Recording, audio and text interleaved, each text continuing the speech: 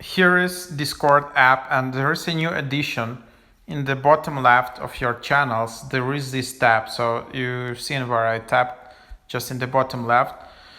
So here you can enter your school email, like name at Stanford Edu or something like that, and then you will be able to join this study hub. So here you can find study groups, clubs, and friends in the student hub for your school. So every school, I don't know, not every, but like a lot of schools, especially in the United States, they have this integration with Discord.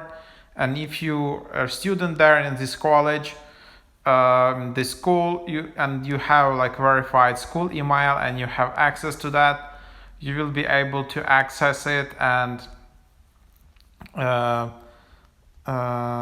then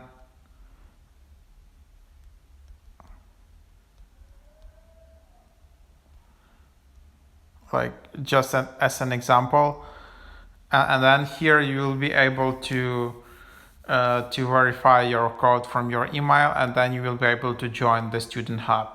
So that's the idea. So definitely give it a try if you like Discord. It can be pretty helpful.